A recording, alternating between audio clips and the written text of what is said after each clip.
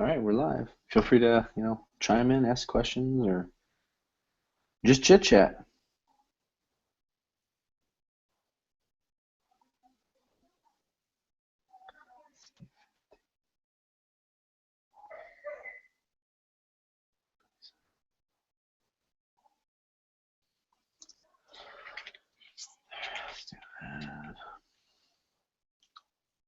Just gonna make a couple armatures today, probably. Get some things primed for the future.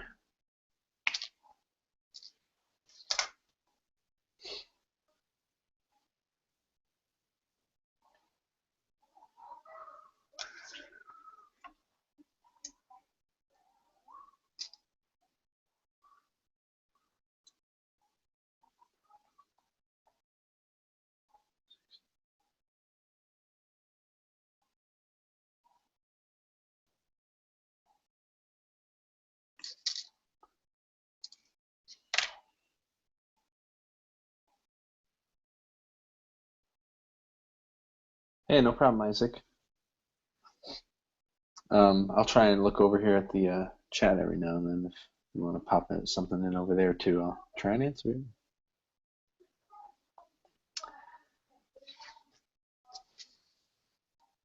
So these armatures are gonna be for some shorter, maybe, I don't know, maybe kids. I haven't done a lot of kids. I've done some, and I really like how they were a lot of fun to do.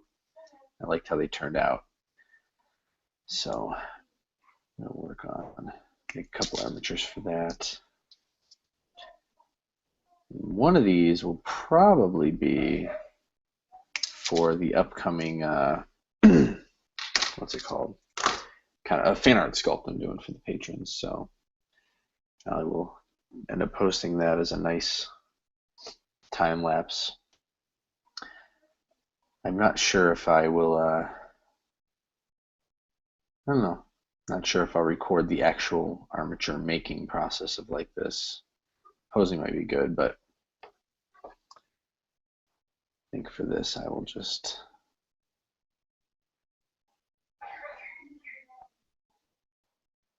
okay, I'm having a thought here.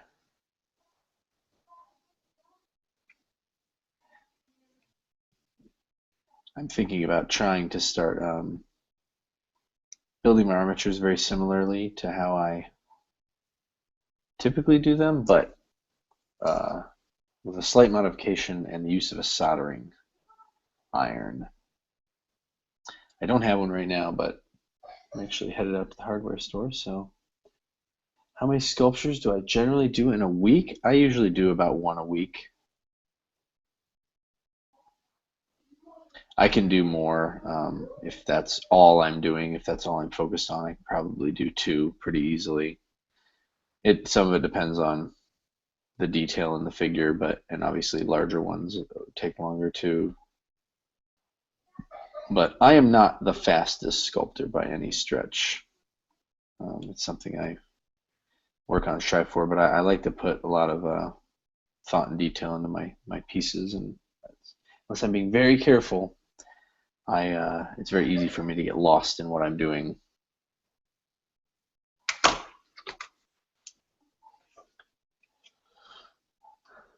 Wish there's a way I could.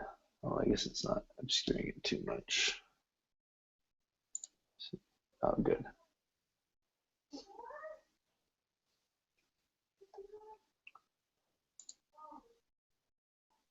Just need to check and make sure nobody's emailing me with issues on getting in. Looks like everybody's good. Just haven't showed up yet. All right, cool. And hopefully, looks like the feed's actually gonna come out looking fairly clear. Wasn't sure. I had to use a different computer to host the Hangout, so I wasn't sure if that was going to cause some problems. Let's see, 15, 15. Let's do 32. Let's see. Oops, I got to do that. Let's see. I got to be 17. Let's see, 15 and 17. Yeah, let's try it at 15.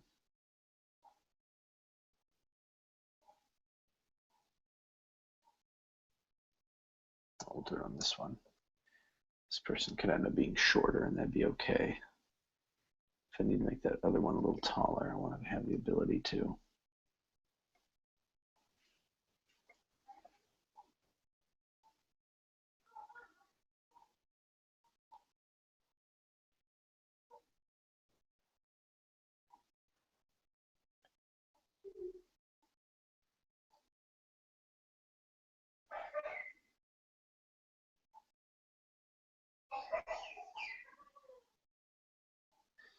Let's see, why did I decide to start using Fimo?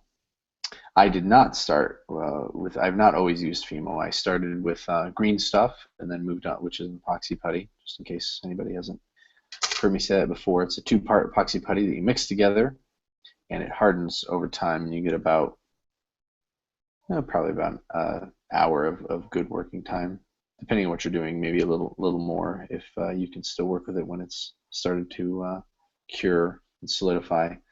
But the reason I started using Fimo is I never liked working with the two-part epoxies. It was always a struggle for me. I didn't like how the material was constantly changing as it cured. Now, I mean, that actually can be a good thing in some ways, because if you plan out what you're doing and are used to the material enough, then that makes it able for you to do different things with the same material throughout the stages, but you have to kind of wait for those stages to come. So, as it becomes harder and towards the end, you can it's a little lot easier to cut in certain details, like actually slice them in, whereas when it's very soft, it will move the putty and deform the form and stuff. So, but all in all, I didn't like that, and I didn't like how I had to pre-plan and engineer what I was doing as much. Which will be very funny, because what I'm going to say in this upcoming video that's going to be posting up tonight.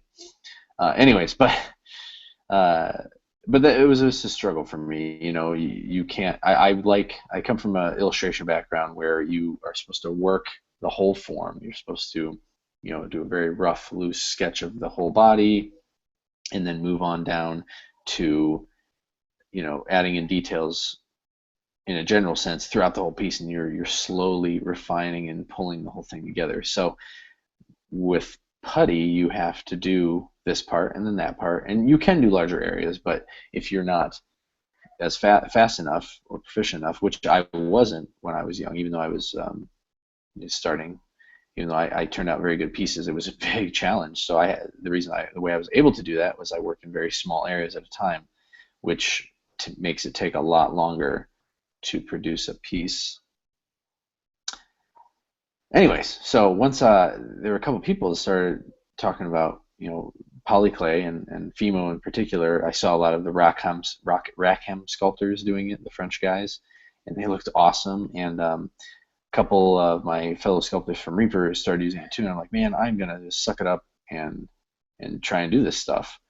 And so I did, and ever since I did, I've never gone back for the most part. There were a couple pieces that I did. I think I did like one or two in putty after I went to Fimo, almost because I felt like I had to, like I didn't want to lose the skill. But I still use putty a lot with my Fimo sculpts, but it's usually just for final touches and details or conversions. If I'm converting, then I use putty. But at that stage with conversions, you have to just sculpt in smaller areas and bits. Because you're just kind of patching it up and things. Ooh, that was a long answer. So, 17.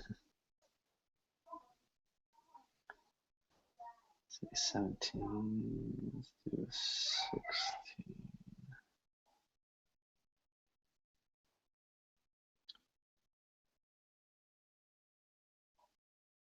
No problem. Have you been sculpting long, Isaac? And what do you like to use? Because really, when it comes down to it, if you are doing well and comfortable with putty, please don't let me stop you. I mean, that's the reason I talk about it so much, and why I do my videos on it, is because that's what I use. So that's where I can give the best advice for whatnot.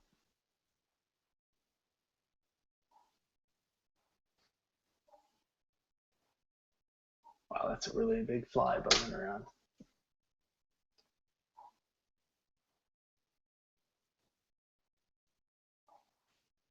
I should pull this forward a little bit so we can see the table better. There we go.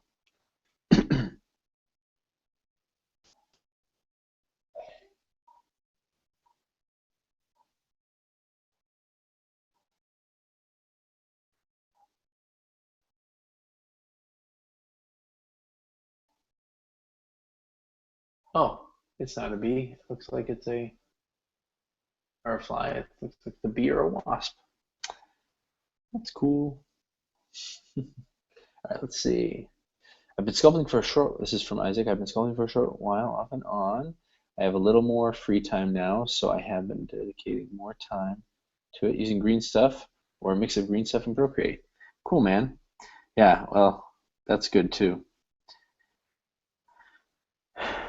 It's definitely easy to get that material and another, and like I said, for conversions, converting my own sculpts or converting actual, miniatures, Fimo isn't the best for converting because especially if you're doing it on plastic miniatures, because obviously you basically can't bake it because you're most likely going to melt the figure.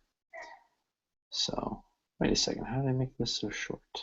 I made this taller.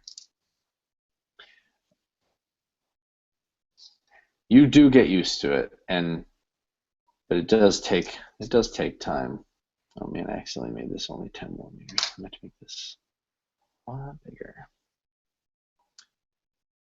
Yeah, you will get used to it, and it does take a bit. But and there's great things you can do with it. The way it grabs your tool. Most people hate that, but it's actually a bonus in some ways because the putty has a surface tension to it. You, especially for doing organic shapes, when you're sculpting musculature and you pull in one area, it tends to pull and deform in a good way the other muscles around it. It just helps get a much more natural look. If you do end up not liking if it's too gummy though, which green stuff tends to be a little too gummy for my tastes overall, um, adding a little Procreate helps, or even you could do pick green stuff or Procreate and add Aves, which I'll be talking about in the next video as well, and that really changes the property. Plus, when it cures, the coolest part, when it cures, it's basically rock hard. It can be filed down, and so it's that when I have to work in putty, that's my favorite blend is basically taking either of those two putties and blending Aves into it because it still acts like a soft gooey putty, gummy putty, not quite as bubble gummy when it's uncured, but then it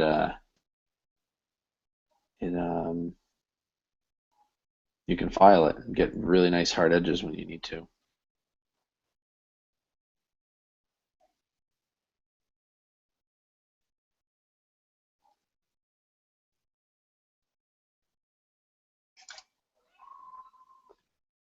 I'm just going to put this little mark because it'll make it a little easier for me to tell you when you've typed a new message in the chat.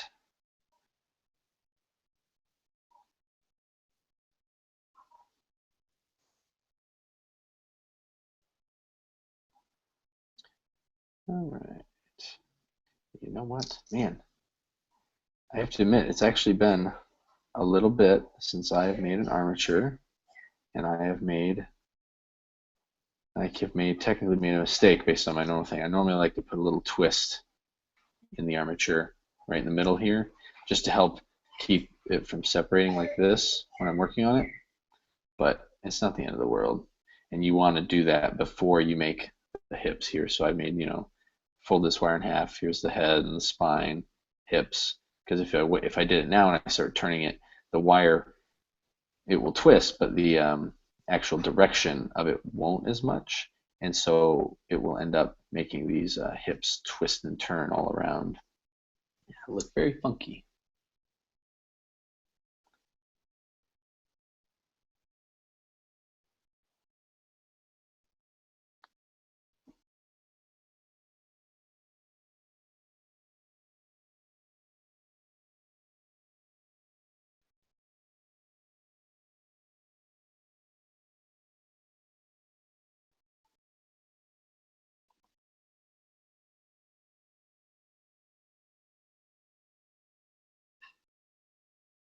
Okay. Yeah, the reason why I'm keen to try out the soldering iron of Armatures is, well, my way is very nice and solid. When you wrap around the arm wires like this, and I end up putting it all the way around, making a loop. It actually it does two things that it can be a little bit challenging. And I've done it for so long, it doesn't really bother me. But as you can see, maybe you can't see, but one wire is actually, it's a wire length higher. You know, they're offset by the length of, by the width of the wire, so they're not perfectly even lined up. So when you put it on the armature, you actually have to like tip them slightly and then bend them back up so that you kind of fake that they're in alignment. And this loop, it adds a little, you know, thickness of wire on the back and on the front. So when you have the it all here, and you're working on if your figure is very small or dainty, like for instance, I mentioned these were probably going to be more like kids, it you automatically have a certain amount of bulk in the chest that will be there. So if you need them to be very, very thin front to back, sometimes it can get a little too built up, more built up than you want. So, but if you have if you solder them, you just put it on, they're perfectly aligned, and you only have that bulk in the front, which can very easily, or in the back, which can very easily be hidden. It's so funny that such a small amount, I mean, this is 24 gauge steel wire, it's probably not even a millimeter. Yeah, it's like maybe a little over half a millimeter diameter, but when you're working at this scale, it really adds up fast.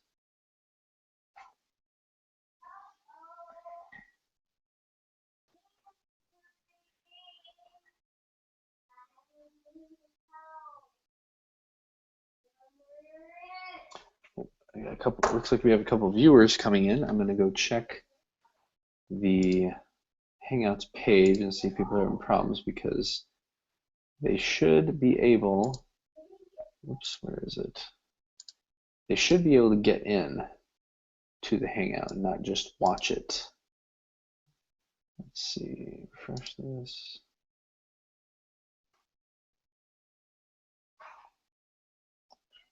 Okay, don't see anybody saying anything.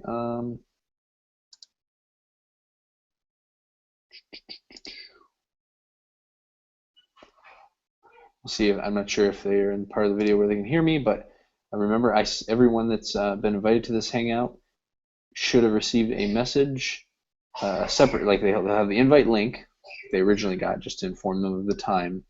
And there should also be, if you open Hangouts either in Google Plus or in Gmail, if you open up the chat, there should be an invitation within that. You can click the video, and that is what will allow you to get into the video and actually be able to talk and participate. Otherwise, you can't talk in the chat or anything here.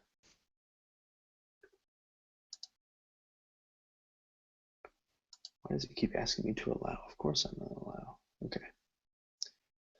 All right. Speaking of petty, I gotta find where mine went. There it is. So this is the Aves that I use. I've had this for quite a while, actually. Nice big tub.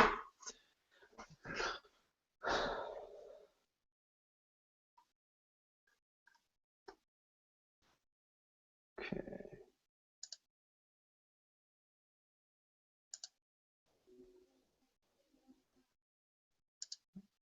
All right.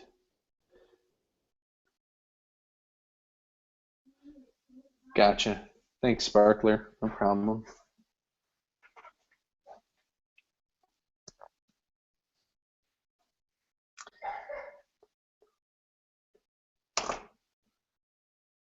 All right.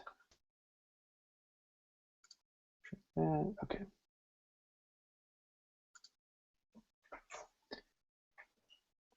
I'll try and check the emails every now and then to see if anybody's having trouble getting in or anything. Sometimes I have to send the invitation multiple times, it seems, for it to work. Okay, let's do the wigs.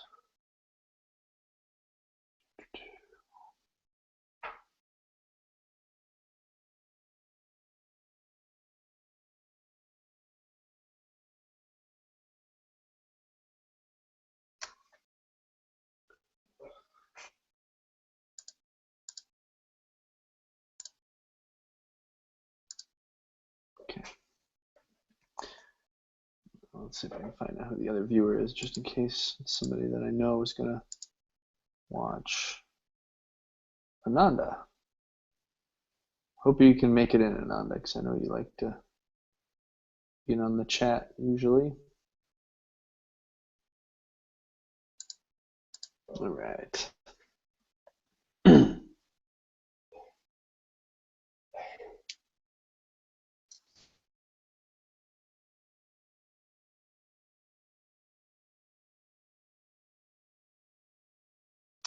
So I actually have started two figures that could be for the fan art sculpt, and I'm trying to decide which one to pick to focus on. One is from a more well-known property. Well, it's still a little niche, but more well-known. And the other one is really just from an individual artist that I really like and respect, and who's done some graphic novels, and it's a character from one of his stories that I thought was really cool looking and different than anything I'd ever really sculpted before. So not sure which one I'll do first. I think I'm leaning towards the more well-known one, because one, it's more well-known, and two, it's actually going to be easier to sculpt. So, which I think is would be good for first one, just to do it and get it done and out to everybody, or the video. Okay. So this is the 17mm one, so let's see, 15. I made him a little too tall, but that's okay. We'll make his legs a little bit bigger. I'll just give him more. Sometimes when I'm making my armatures, I don't make it the exact dimension. So if I know I want this guy to be 30 millimeters tall, and this is how I did it. Right now you can see that, let's see, it's showing that his, from the top of the head, which I usually actually make this a millimeter shorter. Wow, I don't know if you guys can hear that, but that thing is buzzing like crazy, trying to escape the light above me. Anyways, I usually leave a millimeter of space above to account for extra clay and stuff that I do when I sculpt the head. So technically, I would want to put it here, which means that his legs, if I were to have made it at the actual size, would be only about 12 millimeters long, which means he's have a super long torso and really tiny legs, and which could be cool if that's what I'm going for, but this is more of a normal proportion person. So, but what I'll do sometimes is I'll make this part especially a little longer, and the reason for that is it allows me, well, I'll go ahead and set the feet, but I'll show you. It allows me to add more movement to the spine, so it's not just straight. And you don't necessarily have to do that, because if the spine and everything is just straight, you can usually, you'll bend it some when you pose the guy, but you can usually hide all the subtle curves within the putty and kind of get those by building the putty. But I don't know, for me, it's always been a big thing to kind of have an accurate portrayal of the movement, even at the armature stage, and not rely on just building it up with the material afterwards. All right, so I've got the feet. So now I've made his legs basically 16 millimeters. And by the time I'm done adjusting them the way they'll be, putting some curve into the calf and all of that,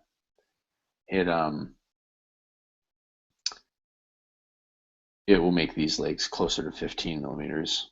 And if I need to make them a little taller, I can always just, when I put them in the armature stand, which I apparently don't have any here for some reason. Oh, that's right, I was using them. This one, I can just set it a little higher if I need to be just a touch taller. But anyways, so for this part though, I usually do this after I get the arms on, but I'll go ahead and show you here. So I like to bend it forward like this to start. So there's, pretend that's like his feet. So bend it forward a little like that, and then pinch it here, and I bend it back. And that kind of just creates a little bit more of a natural look of the hips. And this, I do this especially on female figures even more. I do it a little bit on the males, but it's usually subtler. And it just kind of starts to create a more natural look for the curvature of the spine and that too. So I bend it back up a little bit. And you can see, like I mentioned earlier, I usually put a twist in the wire, and right now just doing this slight bending, it's starting to like making these wires wanting to get off center from each other. And if you have that little twist that I forgot to do, it just helps hold it together a little better. But I'll just put a little more putty on there when I get it all joined together, and it should be fine. So anyways, add that little curve, and then all this excess will kind of be looped around down into to make a more material for the clay to grab onto for the skull and the head. And then by the time I'm done with all that, he'll be closer to 30. Yeah, he's already, let's see, he's 32 right now still with that little thing. But when I add in this little twist and then I'll have him down to 31 to 30 very easily. I'll probably get him down to 30 and let maybe the extra material from the clay bring him to 31 as far as head height goes. I'm just gonna check the chat, the Hangout real quick to make sure. Okay, yeah, looks like we're good still.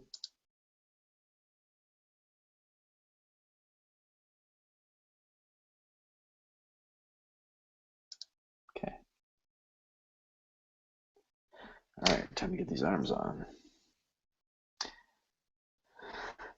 And I usually, as I mentioned before, this little twist I do for the arms, I usually make this part be the front of the chest. You could do it in the back though, but I do it because it kind of forces me to wrap the wire around further, because your shoulders usually are a little bit farther towards your back than your front, which means that you could do it this way, and it would actually probably be a little more naturally where it should be. And maybe I'll try that this time, but I usually do it because I want to really make sure this loop is nice and tight around the wire, and when I do it in the front, I have to pull them back around to the sides, and this helps keep it a little tighter, but we'll do it the other way this time. It's good to try and do things different ways.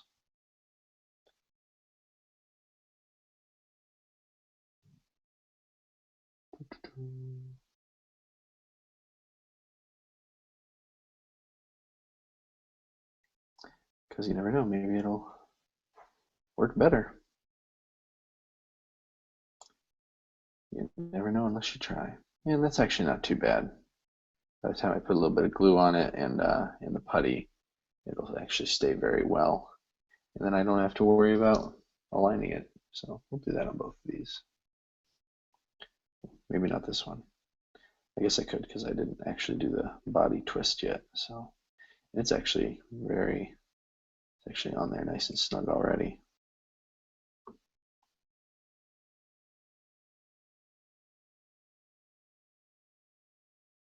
Okay. Well, now not so much.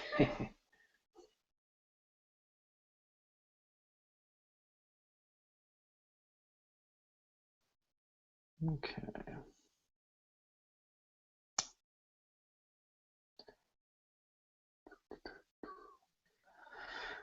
I have to think, because I have to change the actually didn't. I should probably make a little chart like I did for adults. I need to make one for kids, a couple different kid heights, and maybe some bigger dude, like brute heights, because it's usually pretty easy to figure out when you choose a size of a model how long to make the legs versus the torso and stuff. It's usually you can go back and forth a little bit, but usually you want to do it about halfway. So if this is a 30 millimeter figure, you want about 15 millimeters for the legs. I usually make them a little longer just because I tend to like my legs a little longer for style reasons. So maybe 16, and then the rest of it would be 14. But then it's a little less obvious when you're doing the torso. So I usually, some of it depends on the head height. If I'm doing like 5 millimeters for the height of the head, I'll probably do 4. So I need 4 for that. Technically only 3 because I'll do an extra here. So let's do 3 down and then maybe 2 for the neck. So let's do maybe 5 would be what I would need. So 15. So maybe 10 would be too tall though. Let's make this, we'll leave it there. Make it about 7. And that'll give me a little more, yeah, a little extra on top so I can make the curl of the head. So we'll just leave that. That one actually ends up being right where I want it. So you don't have to do this, but I usually like to put just a little dab of glue. You don't want much because it actually can mess up mold making, but in my experience, if the glue is completely inside, trapped inside the putty, it's usually, or the clay, it's usually fine. It usually doesn't get outside into the mold or anything. And I pretty much only ever use it at this point, and it's just a little bit. It's just enough to kind of hold it there, so that when you're putting on the first little shell of putty to kind of hold this together, it doesn't get jostled around, and you already have a material there filling up some of the gaps, which sometimes the putty doesn't push in and fill in as much. Let's see what this one is. This guy was saying make it a little bit taller, so maybe his. Let's see. So he's actually almost to 9. I'm going to let him be a little bit lower. We're going to put him at 8. What's the other one was at? That's pretty close. Check one more time. It's good to check lots of times. Yeah, that should be okay. Because once you start putting on the clay, if your armature isn't good, if it's not sized the way you need it to be, well, you might have to start over. Sometimes it's better to just start a new figure than keep fighting a misproportioned armature. There we go. My glue lid is fused to the spout, so I have to just unscrew the whole thing and dab it off. That's why I normally just squirt a little on, just a tiny bit. But you can do this. What I'm doing, I just have an extra piece of wire. I'm dipping a little in and touching it, so that works too. Just in case you thought I was doing some special trick, it's not a special technique. Just can't bring myself to throw away a bottle of glue that's still half full, just because I can't get the lid off. All right, so these are dried up. Get my putty. I always use green stuff for all this under stuff because it's very soft and it's sticky, very sticky. So anytime you need putty to stick easily, use green stuff. Procreate can work too, but it is not nearly as sticky as green stuff.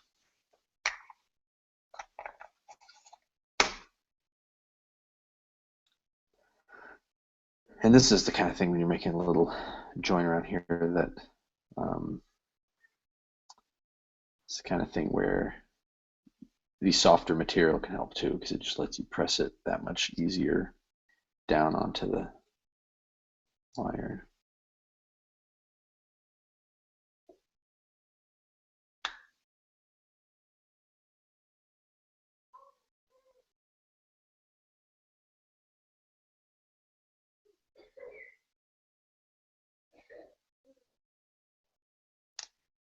Okay.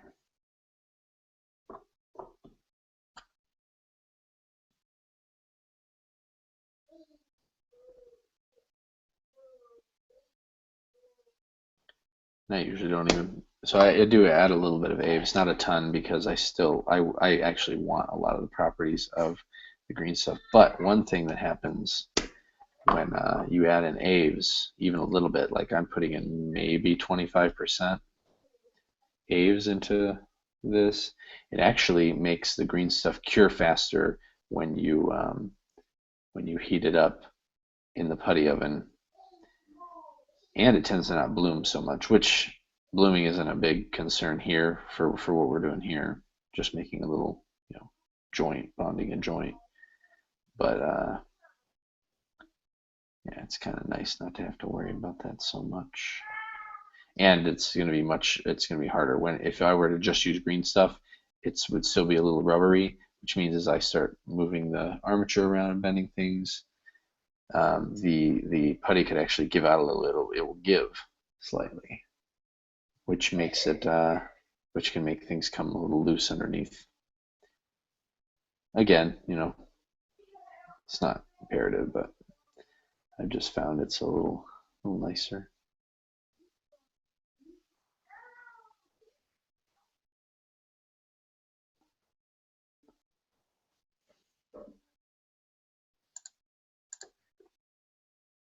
Oh, I got some emails. Looks like people are. Let's see.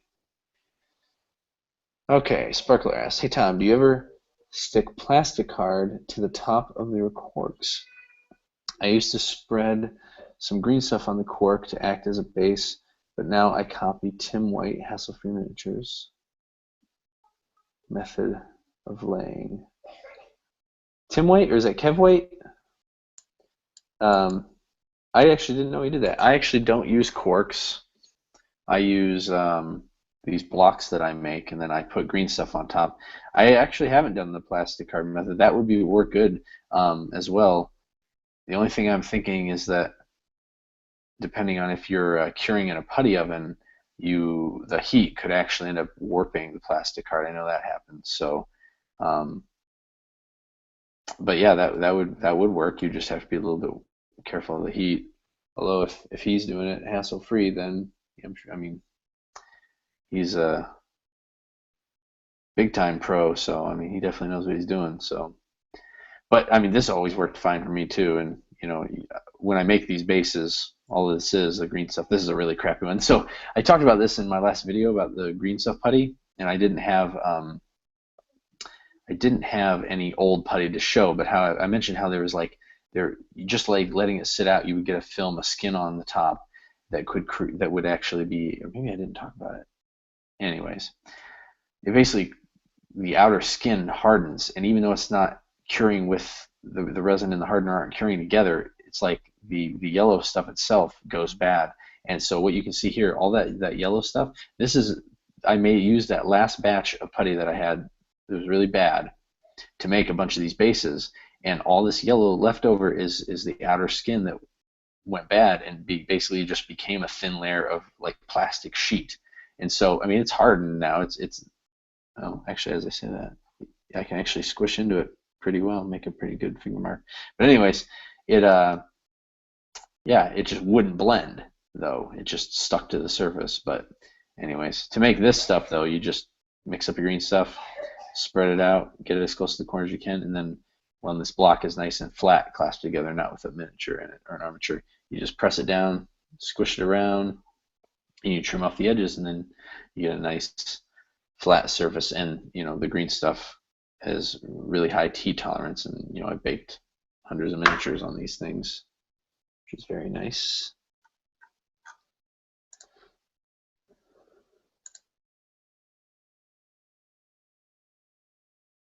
Sorry for the delay in answering your question, Sparkler. I have to like actively check my email or refresh the Hangouts page in order to see it. I can't actually see it in the video, the actual feed that's running. So it doesn't really give me any notification. That's all right.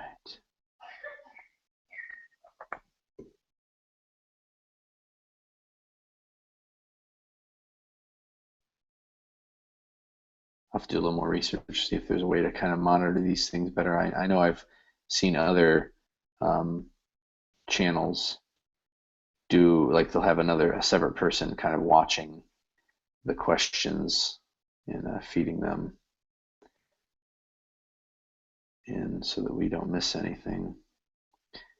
But there's probably a way that I don't know exactly what they're looking at, if they're looking at the main chat page where people are viewing, or if it's there's some other way of doing it.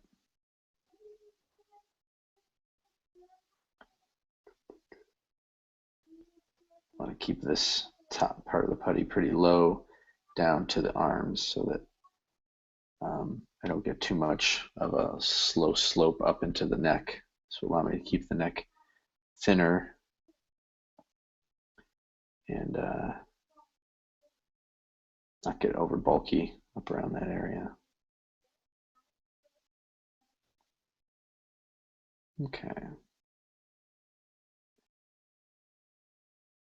And I might even, I probably won't mess with it now, but like this part, if I want it to be in a little thinner, make it in a little narrower shoulders, I can just, after this all cures, I'll just take a X-Acto and kind of cut it down a little bit. I don't worry about it now though, because I'd rather it get good coverage and let it set up before I mess with it more. And it's very important to get a nice, tightly pressed bond around everything. I hope I don't forget which way is the back on this one, because I forgot to do the feet. The feet pointing helps me remember which is supposed to be the front and back. There, we'll do that. That'll help me a little bit.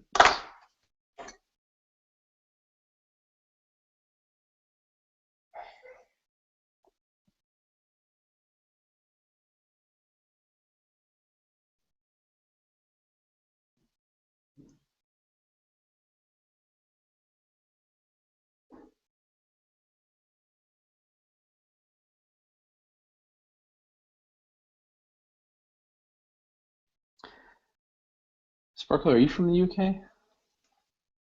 Can't remember if you said you were or not.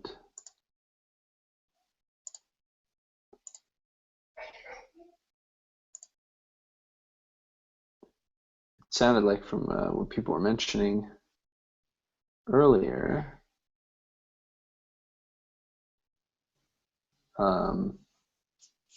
we had a little confusion about when exactly the hangout was happening. And I was wondering, or it sounded like it was a daylight savings time kind of thing, but it sounded like maybe UK does it at a different time than the US. I hate daylight savings time. I used to think it was weird not to have it. I was from Michigan, and we had it, but I had relatives down here in Indiana, which we visited all the time, and they didn't have it. They didn't have daylight savings time. It was the same time, Eastern time, all year round. And I used to think that was weird. And then I was like, and then then we moved down to Indiana and got used to it and thought, oh man, it's so nice. You don't ever have to worry about shifting time. And yeah, it's a little darker some parts of the year, but it's not, you don't have the big swings of dark and light, where it's bright out until 9 o'clock at night. And, it's just a little more consistent. And then it's probably been 10 years now at least, but then we went back to it. Back to daylight savings time. And you always have to remember to change your clocks, although now not so much because I pretty much use my phone for time now and it just updates for me. But Okay. Yeah, again, this I probably put a little more, since this is going to be a smaller figure, maybe a little bit more putty than I really wanted to. But I'll just trim it off after it cures. Okay. Go ahead and throw these in the putty oven. You do a video on that still. I can't remember if I've actually ever shown it.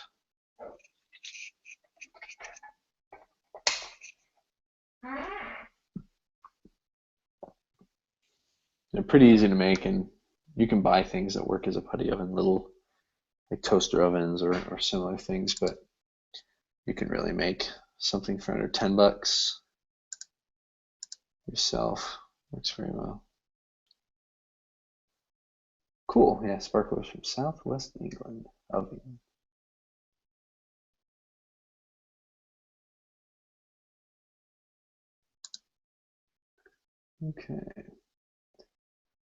We got about 10 minutes left. Any specific questions you guys have, or a specific sculpting thing you want me to talk about, or feel free to chime in, because I'm kind of done with my actual sculpting things I was messing with now, so I can watch the chat and talk about stuff or show off stuff.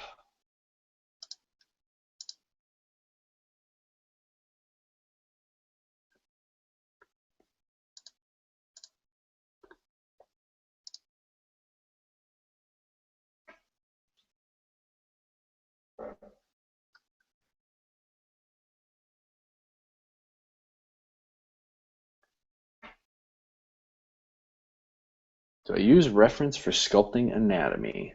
Not as much as I used to. Um, I have a lot of anatomy books. Actually, I sold a lot of them because I realized I didn't need them as much, and I had studied them quite a bit. And I now I'll look at other figures, or I'll look up a picture of a specific character. But as you do it more, you tend to, like, so here's this guy again. I didn't really look at anything for reference for this because I've just done it for so long. I know there's a couple of things that are often not exactly right, but I'm okay with that, as long as you have the gist of it. But every now and then I'll check certain elements, sometimes if something isn't looking right as I'm working on it, then I'll go check, like, well, because it's usually because I've forgotten how a piece of musculature or whatever actually works, and I was just fudging it too much. But I do really prefer to just back on the idea of reference, to sculpt from a reference, somebody else's design or even my own. I don't like just sculpting from my head so much, and it's because I can just get lost in the details and stuff so much, and I would much rather be stuck in that mode on paper rather than in miniature, because I don't know, it takes a lot longer to figure out a detail on a sculpt, and I just hate wasting the time doing that when I could do a couple scribbles on paper. So, but some people can do it the other way too. So, but yeah, always, if you're not sure how something looks like, definitely find reference. The back, back muscles gave me a lot of trouble for a long time, and I would just have to study them like crazy over and over and over again. And yeah, it's just weird. And it tends to be things you don't see as much. You tend to see a lot of front shots of people, and not so much on their back, and they're just not these glory muscles that get shown off as much. So it's easier to be uninformed about it. Let's see, got another question. Do you have any tricks for sculpting ankles? I can do things okay, but ankles, especially female ankles, are tricky, and I get them wrong all the time, and I have to cut the green stuff off. All right, so how do I do ankles these days?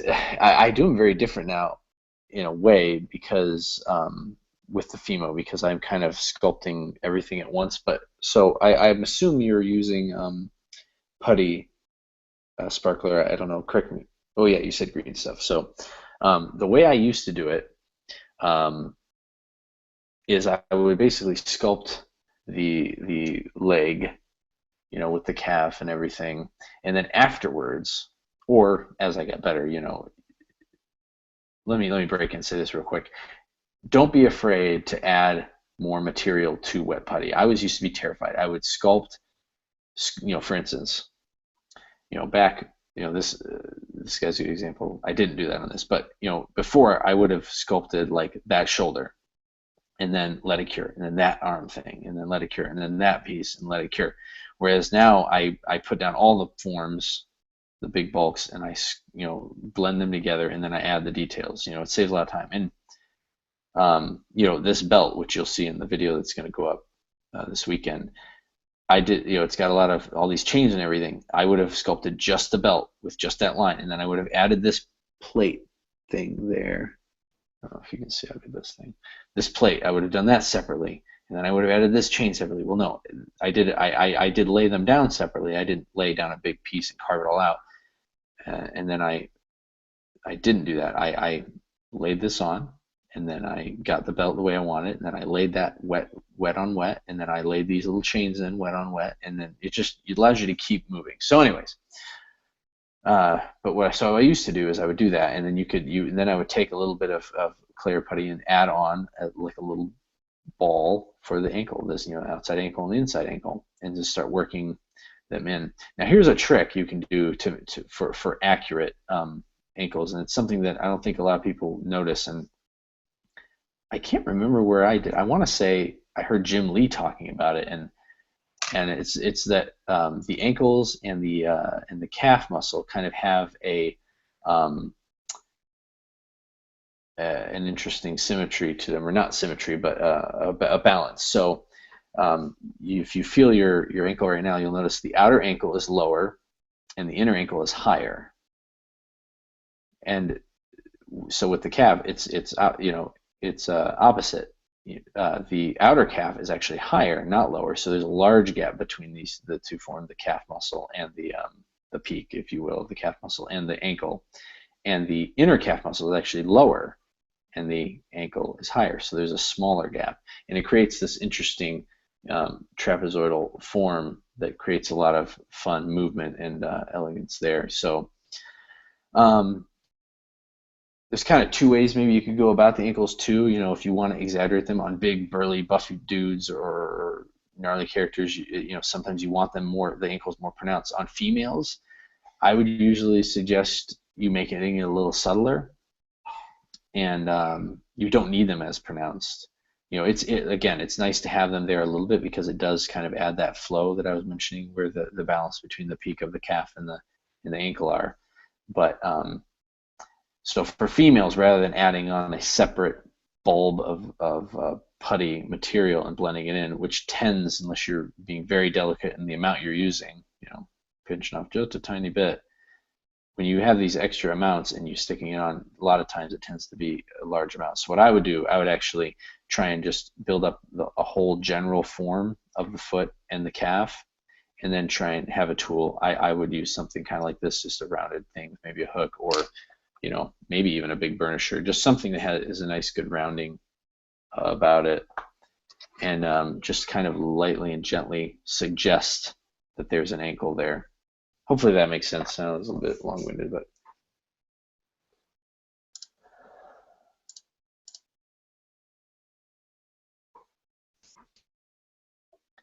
that might actually be worth doing a video on, actually, just to kind of show those balances and different things. Oh, there's so many videos. I just need to start plowing through them. Just keep going. There's always more things to talk about, show. So, but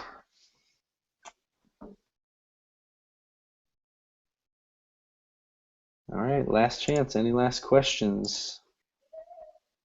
Got time for one more.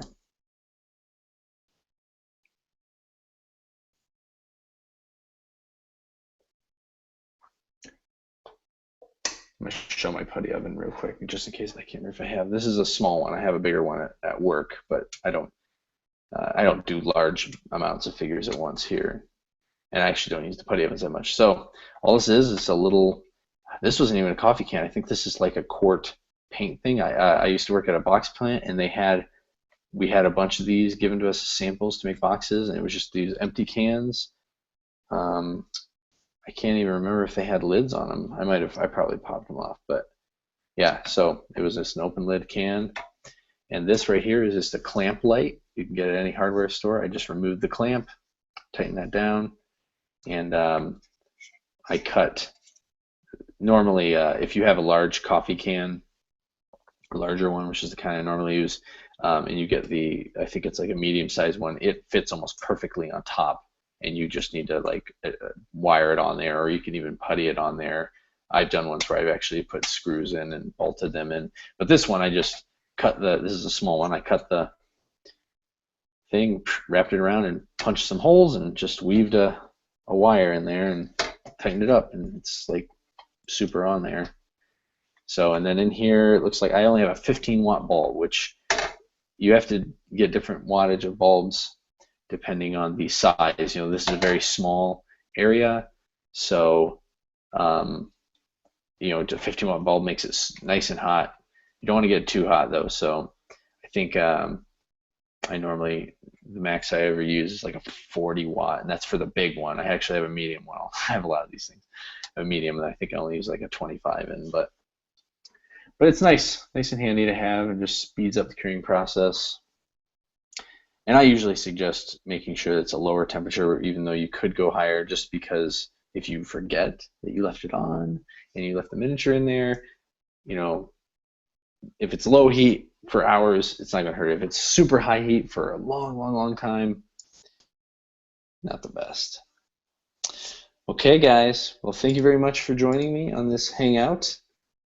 And yeah, I will. Well, this is not the May hangout though, so we'll be doing another one later this month. I'll get it scheduled. Probably soon. I'll get it scheduled up soon because I got a couple things going on at the end of the month, and I don't want to forget. So yeah, and I'll feel free to post feedback on Patreon too. I would like to do some more of these to try and be able to allow the UK folks to get in, especially those that are on, like this one was open to everybody, but the $5 level that the Hangouts are specifically for, I want to make sure everybody has a chance. So if there's feel free anytime to post times that work best for you, and I'll do my best to try and float it around every now and then to make sure people can get in. All right, well, thanks for stopping by. I will talk to you later.